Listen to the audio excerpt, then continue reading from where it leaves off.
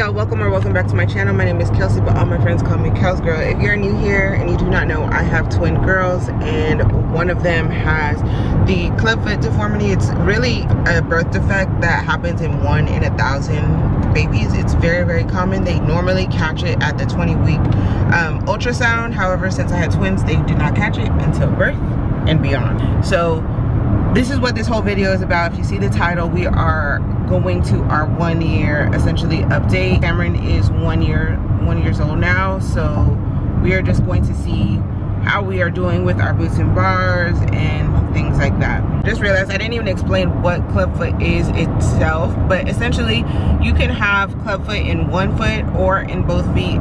Cam has just a unilateral clubfoot, so only 1, versus bilateral both feet. And what it is basically whenever they are forming, what's the correct term? When they are growing in the womb, her Achilles tendon did not grow out long enough, and so it was really short, which caused her foot to turn inward like this. Now her case wasn't severe, it was a very mild case of clubfoot, but at the end of the day, if you have clubfoot, there's no way in fixing it besides surgery. So she had surgery at about 4 months, and ever since then she has been in the casting. She did the whole casting process. I have videos on that, I will link them up here. And then we went into the boots and bars for 23 hours out of the day for about 2.5 months. We are in the B&B for only night times, okay? So we don't even have to do the 23 hours, we don't have to do naps. It's literally, she's only wearing these at night.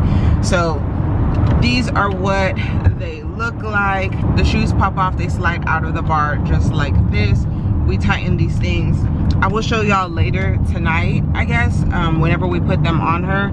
And the bar is fixed in the positioning that she needs to be in, so that way her foot does not revert back inward. So one thing you have to know if your baby has clubfoot is know that every baby is different. We were told, you know, she's gonna be delayed in some things. She's not gonna be walking. It's gonna take her longer to crawl, which it did take her longer to crawl. She started crawling on Mother's Day, like on hands and knees. But it did take her a little bit longer. Now she's like crawling and she's very fast. She pulls herself up. She was actually though walking with the walker before she started crawling. So just know, if you're in this whole journey, know that you don't know. Every baby is different, every body is different, and your baby is stronger than they think, okay? So this is really very much harder on us than it is them. But yeah, so let's go ahead and go on over to her appointment and see what her doctor says. Hopefully good things. Before I leave, I forgot one thing I wanted to add is that doctors usually say if you have clubfoot, you have to wear the boots and bars up until 4 years old, just because of the growth spurts. So as she grows, we want to continue to let that tendon grow and make sure it stretches out and doesn't revert back. So that is something we'll just have to deal with until she's 4. These are size 2 shoes. We are moving up to 3s, and as she grows, we'll just have to keep getting new boots until she's done with them.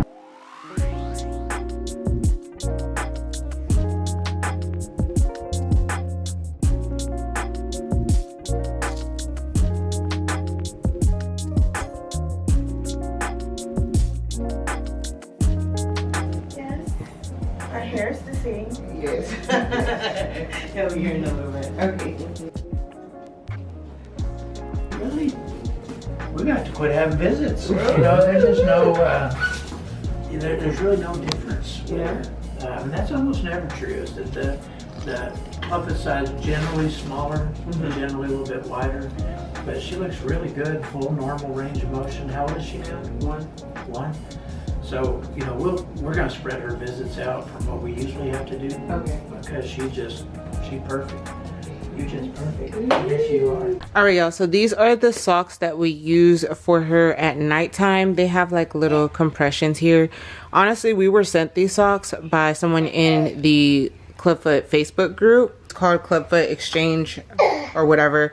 So I'll put it here and in the link to the thing in the description box. So I'm just going to show you how we put them on in case you need help on putting them on or whatever it may be. So we make sure that her knee is bent, and then at the back, making sure that her heel is all the way at the back of this hole right here. So you want to make sure, I'll show you whenever he puts it in. Second clip always goes on first. So like the second little strap goes on first, and try and go as tight as you can here. That way there is no movement, which will, if there is movement, then that will cause blisters. So you see here, her heel is all the way to the back. If it wasn't, then that means that heel cord will not be stretched out properly throughout the night, which we need it to be. The second and third one is fine. You could do it however. And then another thing is making sure that you want it tight on these two, but not so tight, especially in the ones in the front. Whenever we first got her shoes, the specialist told us that you know, to cut a hole in the sock right here to make sure her toes were good, because again, you want them tight, but not tight to the point where like she's freaking losing circulation, you know. So again, making sure that knee is bent to make sure the heel cord is all the way stretched out, and then tightening the second strap first, as tight as you can go, as long as it's like not cutting off circulation. It does get a little hard as they get older because then they're wanting to move and stuff. And then as they grow, of course, you will need to get new shoes. So we have the next size upcoming. And again, going through that Facebook group because it is a huge help. So the Ponseti method, so this is her bar. Again, this is already set to how it needs to be as far as like the degrees in both feet. So since she has a unilateral club foot, only the left one is positioned further out versus the right one, it's in a more neutral state, because we want to make sure that the right one is turned out to avoid any reverting of the foot. So you see, nice and stretched here, and we are good for the night. We also put on, she can sleep without a sleep sack, but we put it on just to avoid the hitting of the crib. Whenever she sleeps without it and she turns at night, she will bang the crib all up and wake herself up. All right, y'all, it is much later. Obviously, we had our appointment. We put the girls down already. But I wanted to just kind of give a recap of her whole update and everything, and kind of tell you like where she's at now. So we came in, we love our doctor, Dr. Brock at Orthopedic. He is great. So if you are in the Houston area or in Texas, or if you're trying to commute, because I know it is very hard to get in with an orthopedic specialist, especially for babies literally so a couple weeks old to have surgery. But he is really, really great. When he came in, he's like, are we an all-star? Are we on the all-star team? Like, let's check these feet out. And he couldn't even tell the difference between the two. Like, obviously he knew which one he had surgery. He did this surgery on, but he couldn't tell based off of like how well her foot looked. So I'm just gonna read like a snippet of the notes that he put. Kamryn is now a year of age and continues to be on the all-star team. The left foot continuously looks similar to the right with excellent dorsiflexion. We did have some concern because her left foot was a little bit like flimsy, like her ankle, but he was like, you know, you just have to build that muscle up. Just like if you were to have surgery, you still have to build that muscle up. So that was something we're just going to keep an eye on. He doesn't think that's going to be a long-term problem. Normally you're supposed to get checkups every 3 months, but he moved us to every 6 months because her foot like looks really great. And another thing is, because I'm going to put a picture of what a clubfoot baby's foot looks like. It's twisted. Whenever you clip that Achilles, that foot, like the toes now can go up towards the shin, versus before it's so tight that it kind of like twists.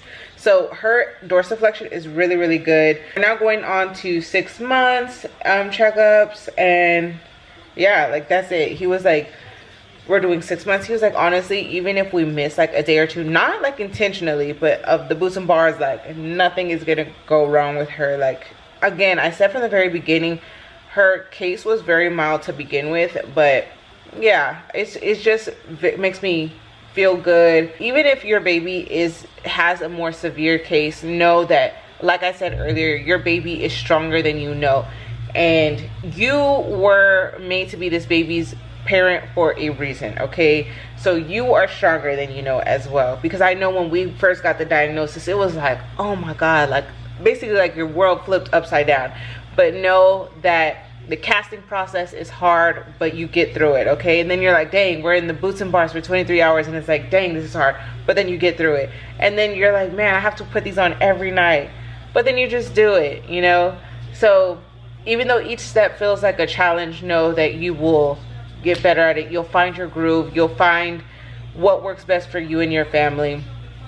And yeah, I just wanted to give y'all a little update, give you a little breakdown on how to put those shoes on. Those specifically are the Ponseti shoes. And yeah, I hope you enjoyed this video. I'll see you on the next one. Later.